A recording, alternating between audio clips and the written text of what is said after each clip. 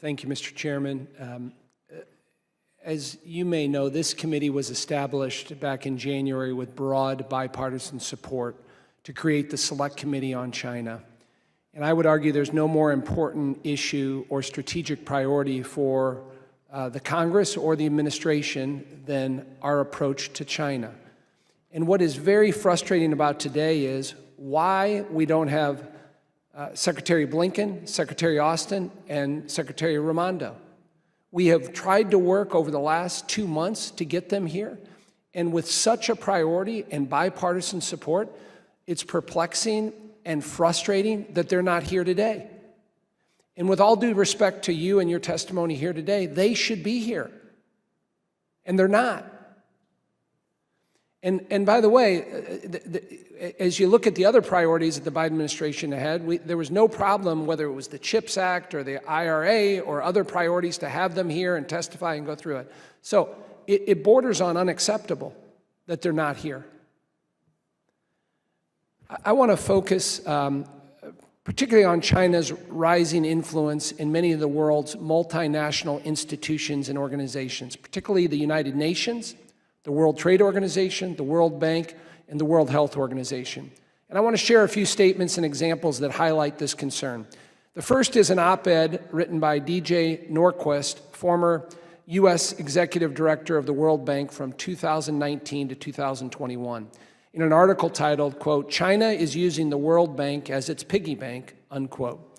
In that article, Ms. Norquist cites a recent GAO study showing that Chinese state-owned enterprises, SOEs, secure nearly 30% of World Bank funds used for procurement for economic development projects compared to less than 1% procurement for U.S. firms.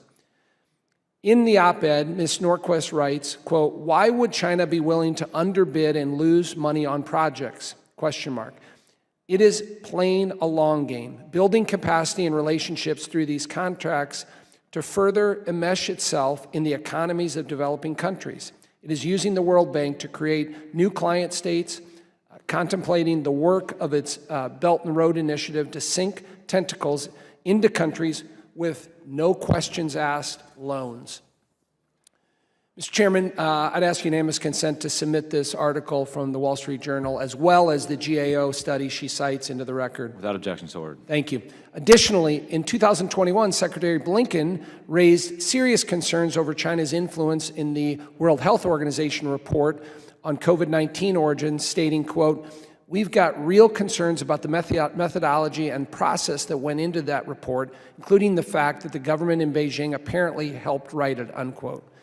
And finally, we have seen this continue to become a real problem at the United Nations and elsewhere. China uses financial contributions and increased employment of Chinese nationals within these organizations to strong-arm developing countries and advance CCP priorities. The question is really open to all of you, but I'll start with Mr. Crittenbrink.